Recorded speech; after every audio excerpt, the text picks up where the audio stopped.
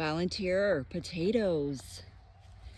When you're digging your potatoes up, if you get them little tiny ones that are worth nothing, leave them.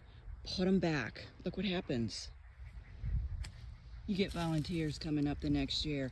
I'm not even planting potatoes this year because I don't need to. Look at them all. Look at them all.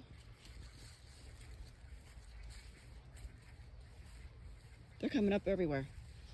All right, now that's the sweet potato area, and sweet potato slips just arrived. So that's the project for the weekend. Anyways, again, throw your little baby potatoes back in the dirt. Leave them.